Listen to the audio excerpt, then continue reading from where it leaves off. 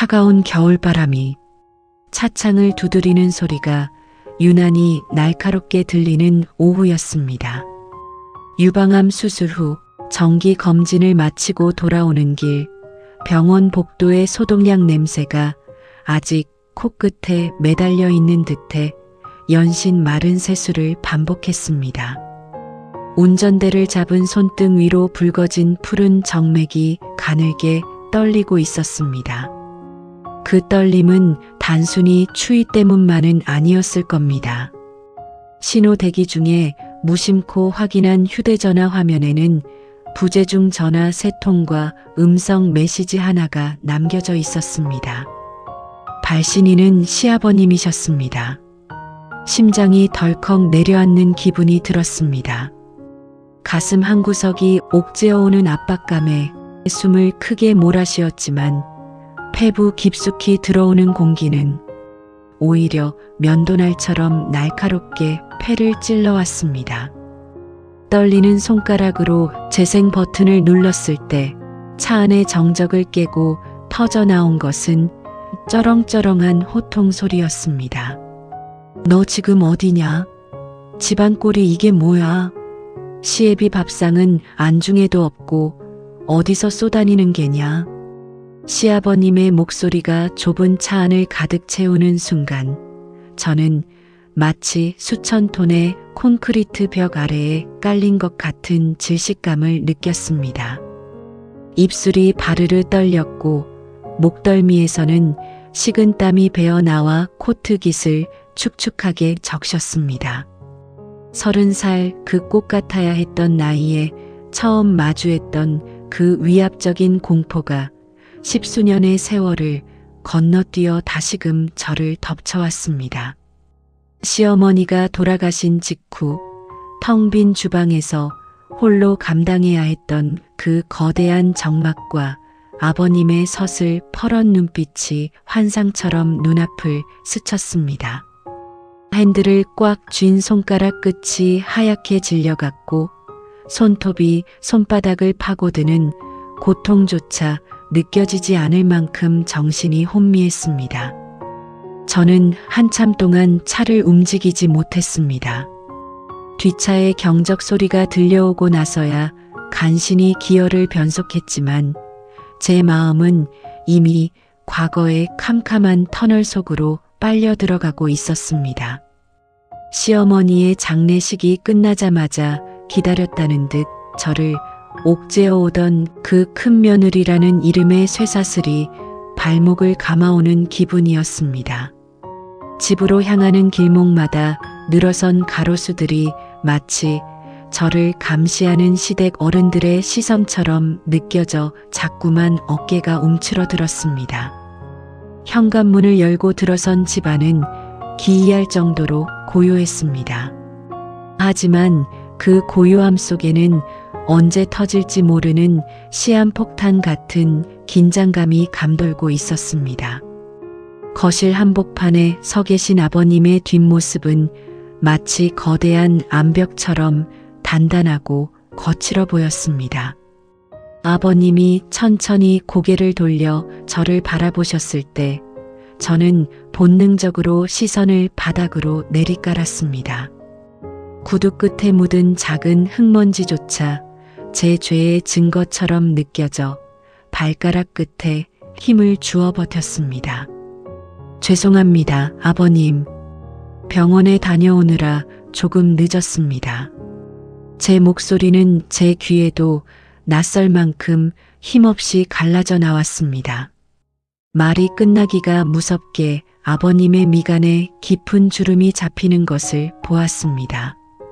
그 주름 하나하나에는 제가 감히 넘볼 수 없는 가부장적인 권위와 희생을 당연하게 여기는 독단적인 명령이 새겨져 있었습니다. 아버님의 눈동자는 분노로 이글거리고 있었고 그 열기는 제 뺨을 데울 만큼 뜨겁고 날카로웠습니다.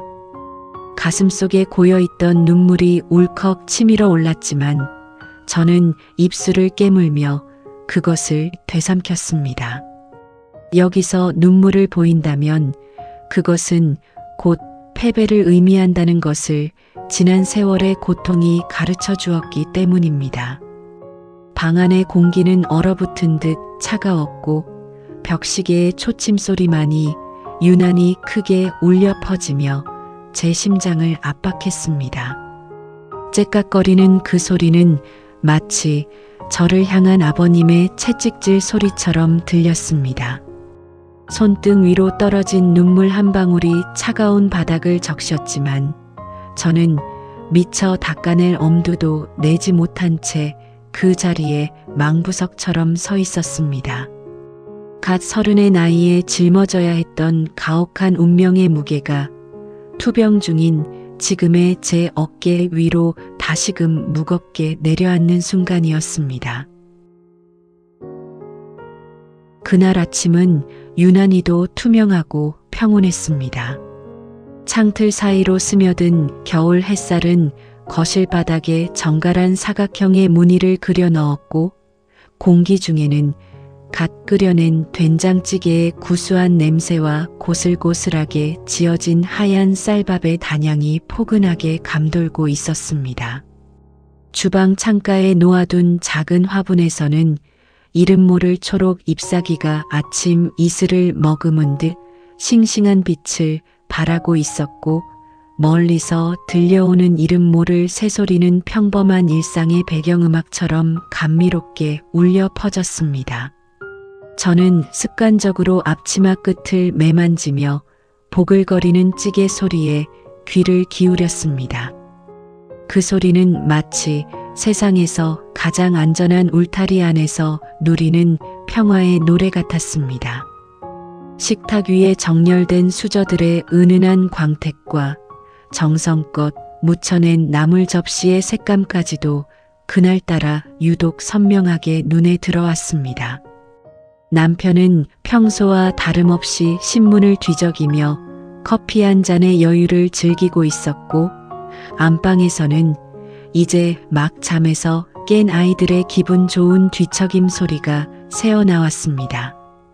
낡은 시계추가 흔들리는 소리조차 규칙적이고 안온하여 앞으로 닥쳐올 거대한 파도를 감히 상상조차 할 수 없었던 시간들이었습니다.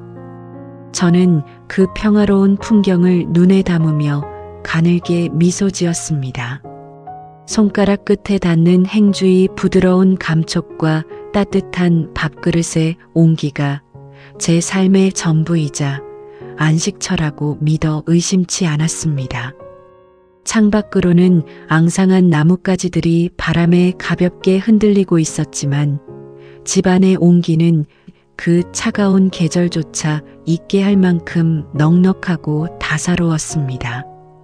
하지만 그 정적을 깨뜨린 것은 현관문을 요란하게 울리는 초인종 소리였습니다. 예고 없이 들이닥친 시고모님들의 목소리가 거실의 공기를 순식간에 날카롭게 갈라놓았습니다. 화려한 외투깃을 세우고 들어오는 그들의 향수 냄새는 주방의 온화한 음식 냄새를 단숨에 집어삼켰습니다. 거실은 순식간에 낯선 활기와 위압적인 기운으로 가득 찼습니다. 고모님들은 약속이라도 한 듯 저를 애워싸고는 시어머니의 빈자리를 언급하며 날 선 말들을 쏟아내기 시작했습니다. 평화롭던 식탁 위에 놓인 나물 접시들이 무색할 만큼 그들의 시선은 집안 구석구석을 훑으며 저의 부족함을 찾아내려는 듯 매서웠습니다. 네가 이제 이 집안의 안주인 아니니 네가 중심을 잡아야지. 고모님의 그 짧은 한마디가 공중에 흩어지는 순간 저는 제 심장이 차갑게 얼어붙는 것을 느꼈습니다. 안주인이라는 그럴싸한 명분 뒤에 숨겨진 무거운 굴레가 제 어깨를 짓눌러 왔습니다. 고모님의 입술은 붉게 칠해져 있었고 그 입술이 움직일 때마다 제가 쌓아온 평온한 일상의 조각들이 하나둘씩 바스러져 내리는 기분이었습니다. 저는 아무런 대꾸도 하지 못한 채 고개를 숙였습니다. 시선은 바닥에 떨어진 작은 머리카락 한 올에 고정되었고 손가락 마디마디는 경련이라도 일어난 듯 딱딱하게 굳어버렸습니다. 등 뒤로는 남편의 침묵이 무겁게 가라앉아 있었고 거실의 햇살은 어느덧 창백하게 변해 저를 비웃는 듯 했습니다. 가슴속 깊은 곳에서 정체 모를 서늘함이 피어올랐으며 방금 전까지 따뜻했던 주방의 온기는 흔적도 없이 사라지고 오직 시린 향기만이 제 살갗을 파고들었습니다. 8살과 6살, 아직 엄마의 손길이 절실한 어린 두 딸은 거실의 험악한 분위기를 감지했는지 방문 틈으로 겁에 질린 눈망울을 내밀었습니다. 저는 아이들의 시선을 마주하는 것조차 죄스러워 황급히 고개를 돌려야 했습니다. 네가 해야지, 네가 큰 며느리잖니라는 말들은 화살이 되어 제 심장에 박혔습니다. 직장 생활을 병행하며 이미 한계에 다다른 제 체력과 정신력은 고려 대상이 아니었습니다. 고모님들이 머물다 간 자리는 마치 태풍이 휩쓸고 지나간 들판처럼 황량했습니다. 화려한 장신구들이 부딪히며 내던 경박한 소리들이 귓가에 이명처럼 남았고 저는 그들이 남기고 간 진한 향수 냄새 속에서 구역질을 참으며 홀로 주방에 서 있었습니다. 설거지통에 담긴 그릇들이 서로 부딪히며 내는 날카로운 소리가 제 비명처럼 들렸습니다. 따뜻했던 찌개는 차갑게 식어 기름기가 겉돌고 있었고 가족들을 위해 정성껏 차렸던 밥상은 어느새 누군가의 강요된 의무를 확인하는 재단처럼 변해 있었습니다. 저는 젖은 손을 앞치마에 닦으며 창밖을 내다보았습니다. 아침에 그 투명했던 하늘은 어느덧 먹구름으로 뒤덮여 있었고 앙상한 가지 끝에 매달려 있던 마지막 잎새 하나가 위태롭게 흔들리다 바닥으로 추락했습니다. 제 삶의 평화에 커다란 균열이 가기 시작했음을, 그리고 그 틈 사이로 시커먼 어둠이 밀려들고 있음을 직감하는 순간이었습니다. 저는 차가운 싱크대 모서리를 꽉 쥔 채 보이지 않는 거대한 힘에 이끌려가는 제 가련한 운명을 예감하며 소리 없이 입술을 깨물었습니다. 저녁 노을이 거실 깊숙이 드리워져 가구마다 길고 검은 그림자를 드리우던 시간이었습니다. 주방 창틀에 맺힌 작은 물방울들이 중력을 이기지 못하고 툭 소리를 내며 떨어질 때마다 제 심장도 함께 아래로 내려앉는 기분이 들었습니다. 시어머니가 세상을 떠나신 지 얼마 되지 않아 집안에는 여전히 상중의 무거운 공기가 가득했고 그 공기는 유독 저에게만 희박하게 느껴져 숨을 쉴 때마다 가슴이 저릿했습니다. 퇴근 후 아이들을 데려와 씻기고 저녁을 차려내는 일상은 전쟁터와 같았지만 그 전쟁터에서 저를 지켜줄 아군은 어디에도 없었습니다. 남편은 시어머니를 지키지 못했다는 부채감에 사로잡혀 자신의 생계는 물론이고 아내와 아이들의 안색조차 살피지 않았습니다. 그는 밤마다 홀로 계실 아버님이 불쌍하다며 시댁으로 발걸음을 옮겼고 텅 빈 안방의 침대 위에는 오직 저의 고단한 한숨만이 먼지처럼 쌓여갔습니다.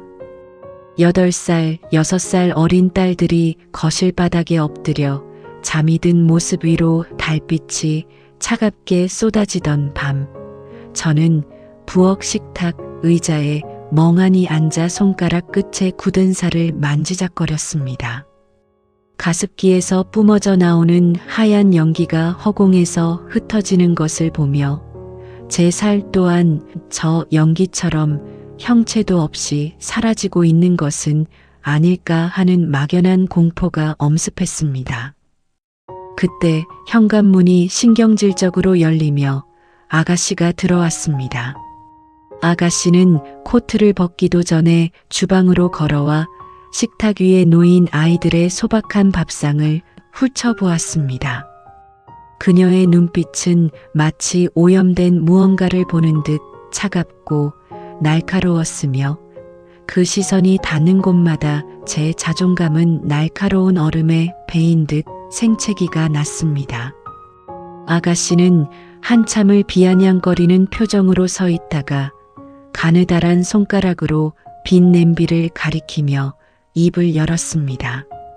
언니, 지금 애들 밥이 중요해요? 아버님은 저녁도 못 드시고 혼자 계신데 큰 며느리가 돼서 어떻게 자기 입에 들어갈 것만 챙길 수가 있어요? 정말 독하시네요. 그 말 한마디가 제 가슴 정중앙을 꿰뚫는 순간 세상의 모든 소리가 일시에 멈춘 듯한 정적이 찾아왔습니다. 아가씨의 입술은 옅은 분홍빛으로 반짝였지만 그 입에서 흘러나온 단어들은 독이 든 화살이 되어 제 온몸에 박혔습니다. 아가씨는 제 대답을 기다리지도 않은 채 경멸이 가득 담긴 눈으로 저를 한 번 더 훑어보고는 거실로 가버렸습니다. 그 뒷모습을 바라보는 제 손등 위로 핏줄이 붉어졌고 주먹을 꽉 쥔 손가락 끝은 감각이 느껴지지 않을 정도로 떨려왔습니다. 머릿속이 하얗게 비워지는 동시에 가슴 깊은 곳에서 뜨거운 무언가가 울컥 치밀어 올랐습니다. 독하다는 그 말, 제게는 세상에서 가장 잔인한 형벌과도 같았습니다. 직장에서 하루 종일 상사들의 눈치를 보며 뛰어다니가 아이들을 챙기기 위해 저녁 노을을 등지고 달려온 고단한 발걸음이 아가씨에게는 그저 이기적인 탐욕으로 보였던 것일까요? 아버님의 밥상을 차리기 위해 제 몸이 10개라도 모자란 생활을 이어왔음에도 단 한 번의 늦은 저녁 식사가 죄가 되어 제 인격을 난도질 당해야 하는 현실이 도무지 믿기지 않았습니다. 큰 며느리라는 그 명칭은 이제 제게 이름이 아니라 저를 묶어두고 채찍질하는 차가운 족쇄가 되어 있었습니다. 남편조차 저를 외면한 채 효자라는 가면 뒤에 숨어버린 이 집에서 저는 과연 어떤 존재로 서 있는 것인지 묻고 싶었습니다. 아이들의 굶주린 배를 채워주는 것이 어미로서 당연한 도리임에도 불구하고 시아버님의 저녁 식사보다 앞섰다는 이유만으로 저는 독한 년이 되어 있었습니다. 심장이 갈갈이 찢겨나가는 고통 속에서도 저는 아이들이 깰까봐 입술을 피가 나도록 깨물며 신음을 참아냈습니다. 뺨을 타고 흐르는 눈물이 턱끝에 매달려 식탁 위로 툭 떨어졌지만 그 눈물조차 제게는 허락되지 않은 사치처럼 느껴졌습니다. 저를 에워싼 이 거대한 침묵과 멸시의 벽을 허물기 위해 제가 할 수 있는 것은 아무것도 없었습니다. 그저 망가진 인형처럼 주방 한편에 서서 제가 지켜온 가정이 사실은 모래성보다 더 위태로운 환상이었다는 사실을 처절하게 깨달을 뿐이었습니다. 밤은 더욱 깊어갔고 창밖의 어둠은 집안의 공기를 완전히 집어삼켰습니다. 거실에서 들려오는 시계의 초침 소리는 마치 제 목을 죄어오는 올가미의 조임처럼 규칙적이고 가차 없었습니다. 저는 떨리는 손으로 식은 국그릇을 정리하며 생각했습니다. 남겨진 아이들과 저를 위해, 그리고 저를 위해 울어줄 사람 하나 없는 이 공간에서 제가 버틸 수 있는 시간은 얼마나 남아있을까 하고 말입니다. 발밑에서부터 차오르는 시린 고립감이 저를 잠식해 가던 그 저녁, 저는 비로소 제가 지탱하던 삶의 기둥에 돌이킬 수 없는 깊은 균열이 생겼음을 온몸으로 느끼고 있었습니다. 비가 그친 뒤에 오후는 습기를 머금은 채 무겁게 가라앉아 있었습니다. 베란다 창틀에 맺힌 빗방울이 가늘게 떨리다 바닥으로 떨어지는 소리가 유난히 크게 들리던 날이었습니다. 저는 시아버님의 부름을 받고 서재 먼지를 털어내기 위해 낡은 수납장을 정리하고 있었습니다. 서재 안은 오래된 종이 냄새와 눅눅한 곰팡이 냄새가 뒤섞여 코끝을 찔렀고 천장에서 내려온 한 줄기 먼지 섞인 햇살만이 이 방의 정적을 지키고 있었습니다.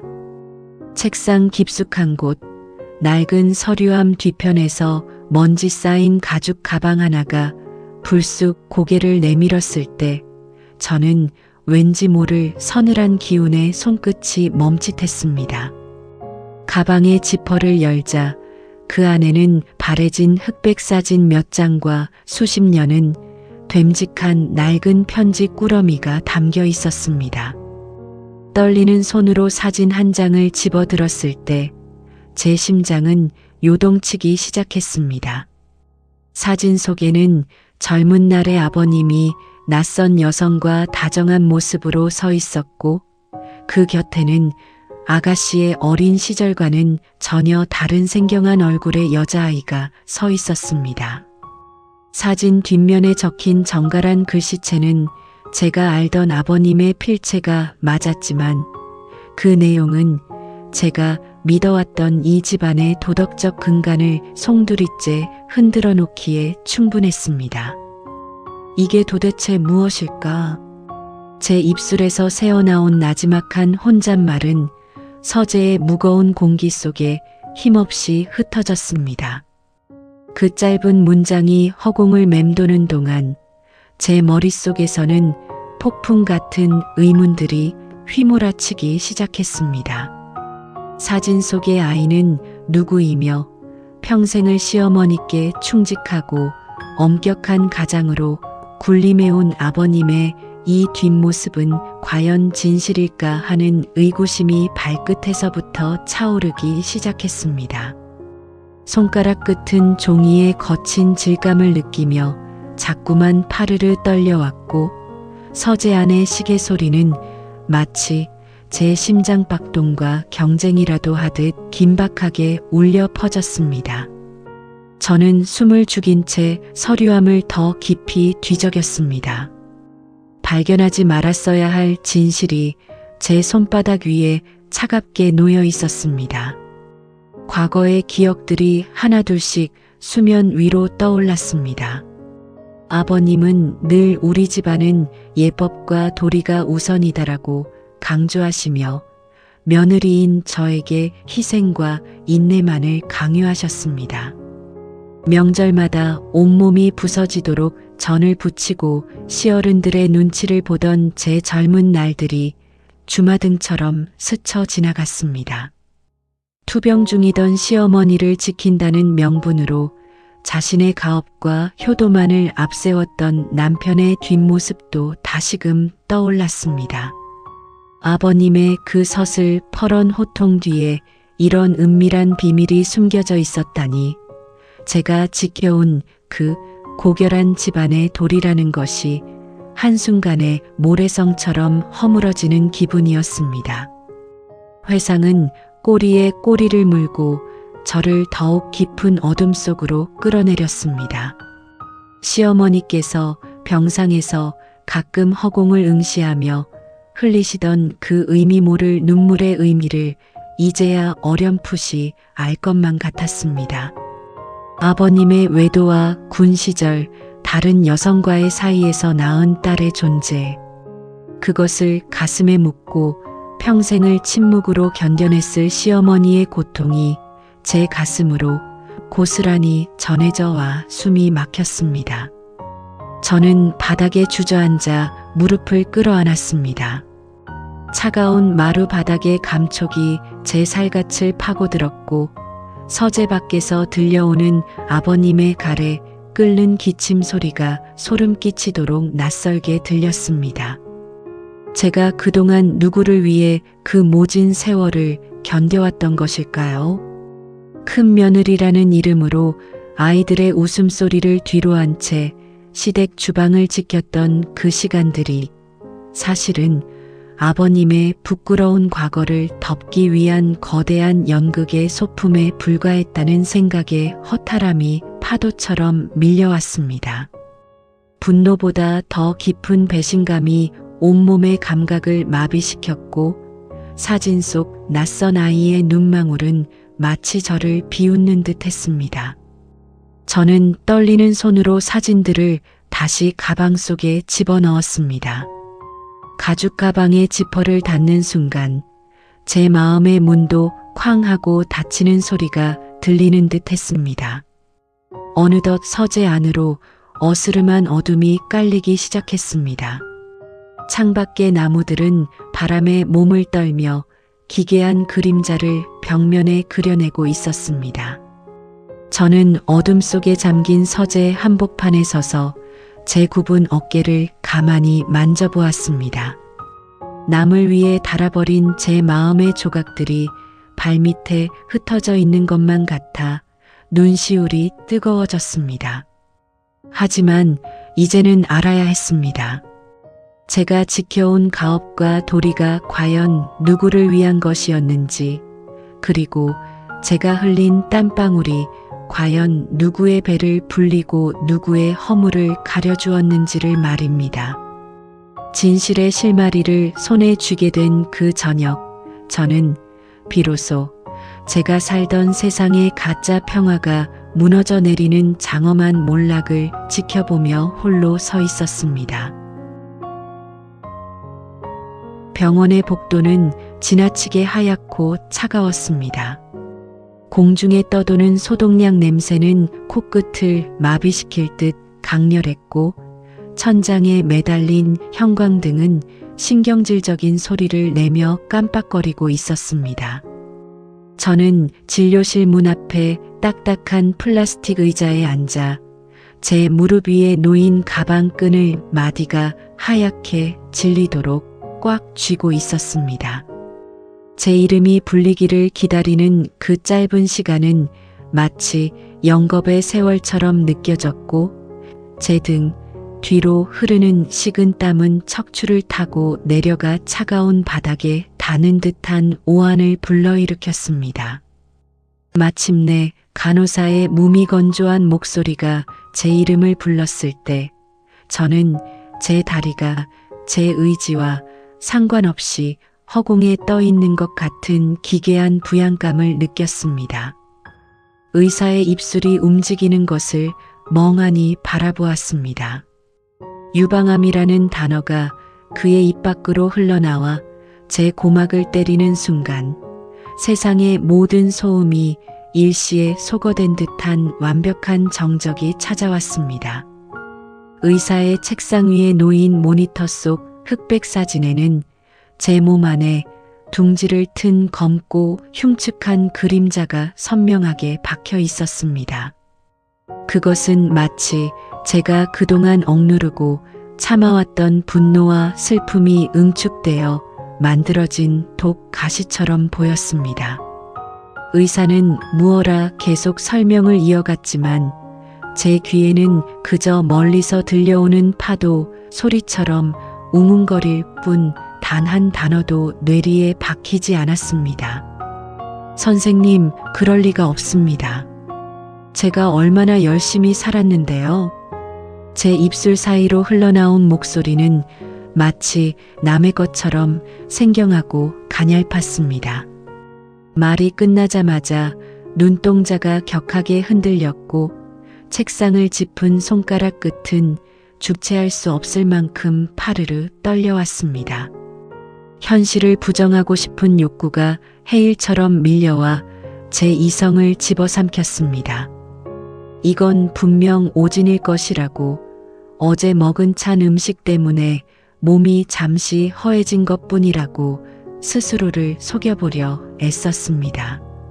하지만 가슴 깊은 곳에서 느껴지는 묵직한 통증은 이것이 결코 환상이 아님을, 제 몸이 그동안 견뎌온 고통의 한계를 이미 넘어서 버렸음을 잔인하게 증명하고 있었습니다.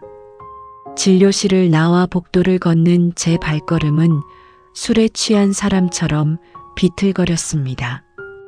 벽을 짚고 간신히 버티고 서서 거칠게 숨을 몰아쉬었을 때 제 머릿속을 스쳐 지나간 것은 아버님의 서슬퍼런 호통 소리도 시댁 식구들의 비아냥거림도 아니었습니다.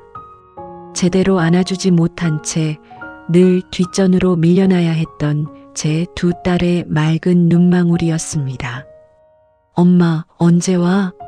라고 묻던 아이들의 목소리가 귓가에 쟁쟁하게 울려 퍼지자 단단하게 닫혀있던 제 마음의 둑이 한순간에 무너져 내렸습니다. 저는 병원 비상구 계단 구석에 주저앉아 얼굴을 무릎 사이에 묻었습니다. 처절한 오열이 터져 나왔지만 그것은 소리가 되어 밖으로 나오지 못하고 제 가슴 속에서 피눈물이 되어 흘렀습니다. 제가 지켜온 가정이, 제가 목숨처럼 소중히 여겼던 그 헌신이 결국 제 몸을 망가뜨리는 독약이었다는 사실이 뼈아프게 다가왔습니다. 아버님의 밥상을 차리기 위해 보냈던 그 수많은 저녁 시간과 남편의 부재를 메우기 위해 홀로 고군분투했던 그 고단한 새벽들이 주마등처럼 스쳐 지나갔습니다.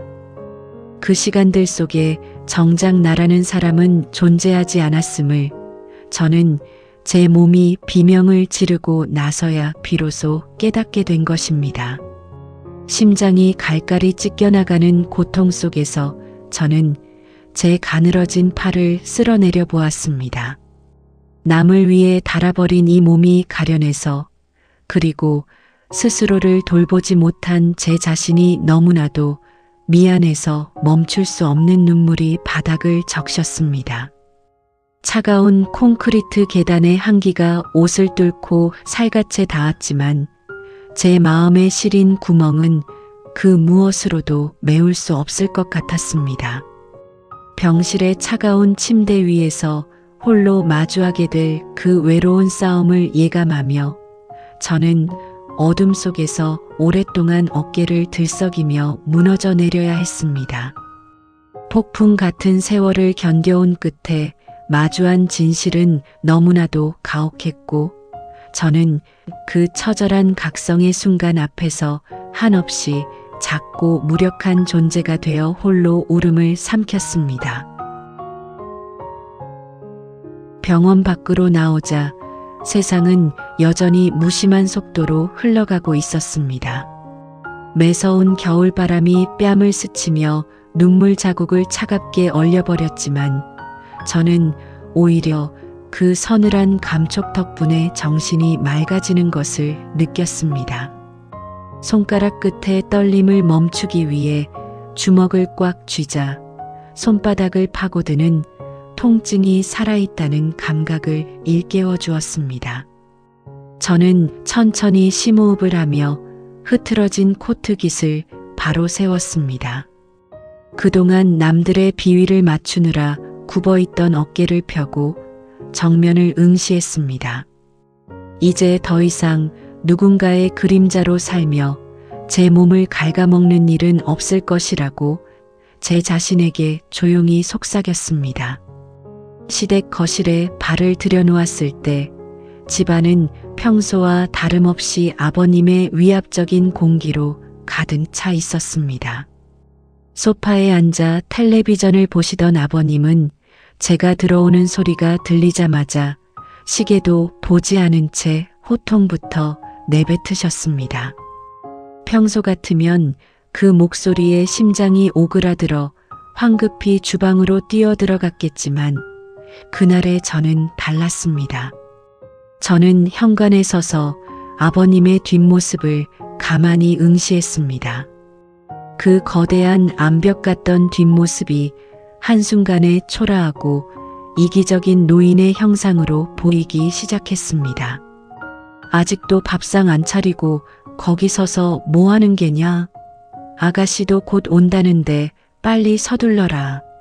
아버님의 날선 외침이 거실벽에 부딪혀 공명했습니다. 저는 천천히 구두를 벗고 거실 한복판으로 걸어갔습니다.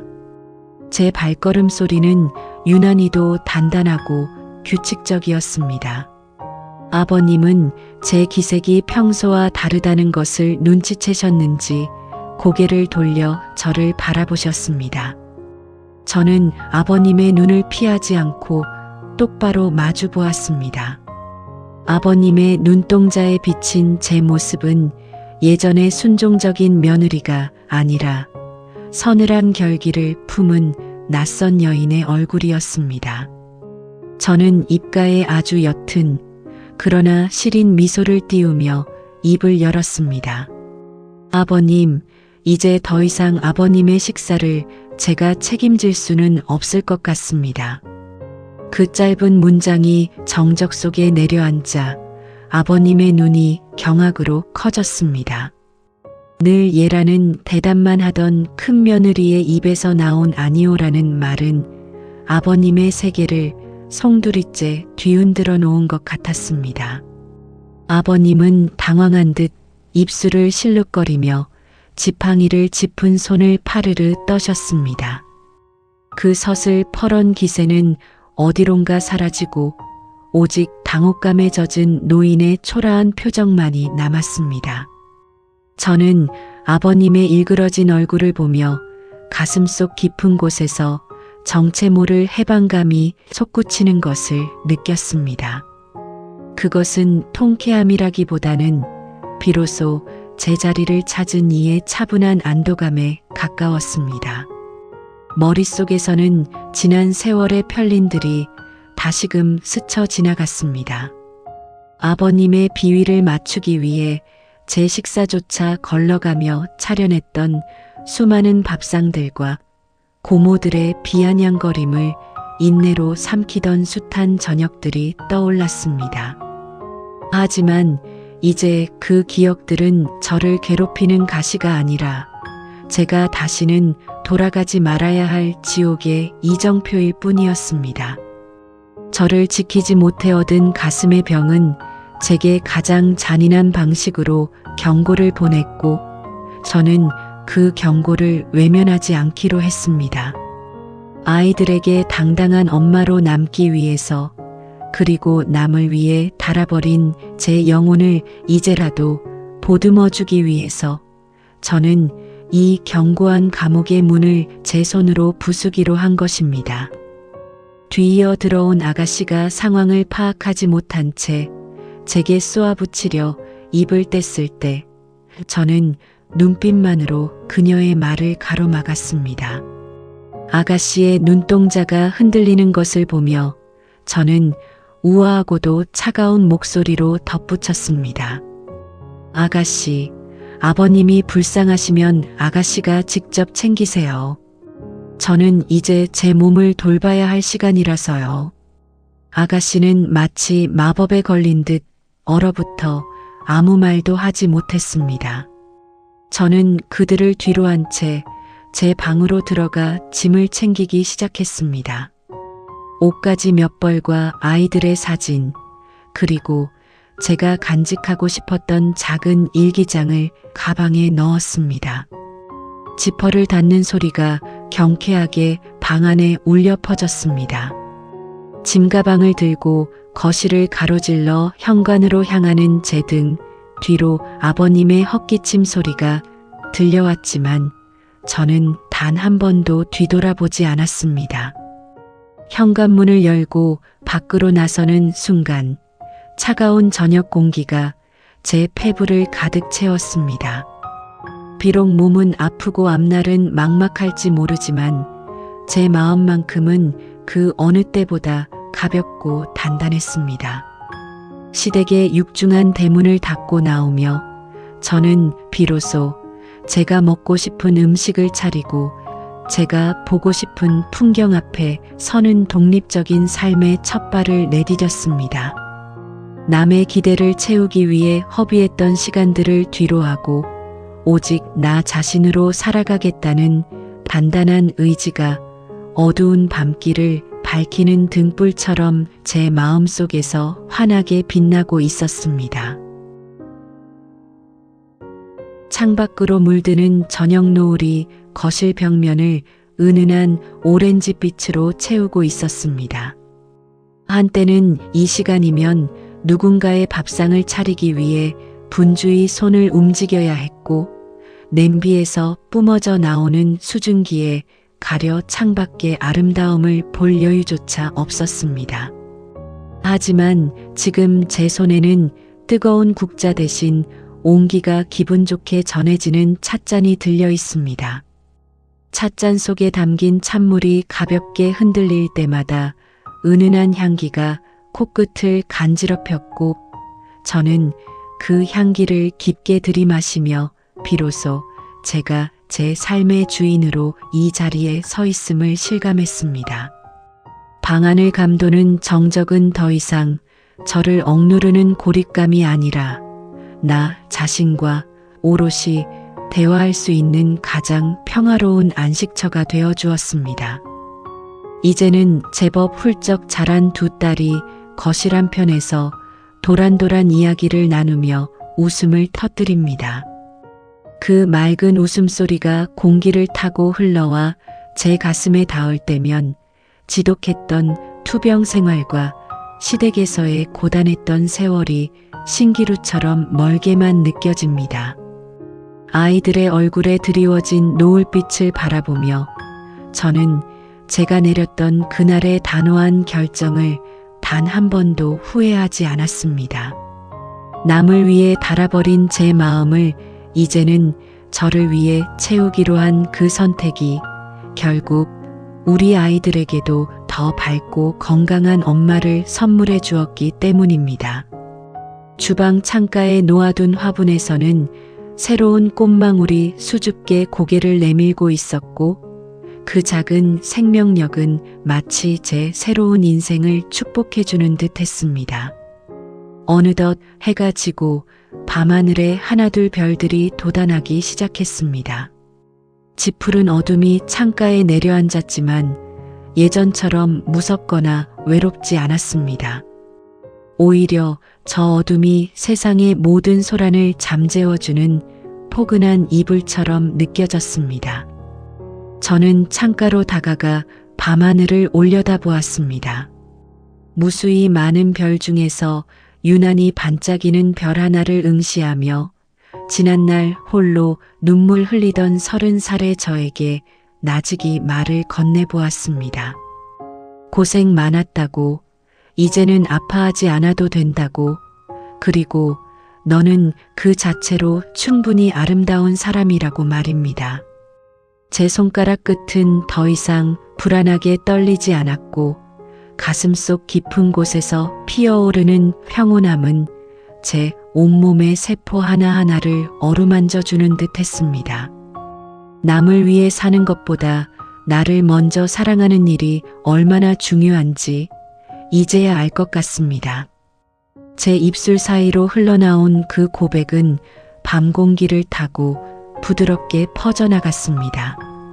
그 짧은 문장 속에 담긴 무게는 제가 지나온 수십 년의 세월보다 훨씬 더 묵직하고 단단했습니다.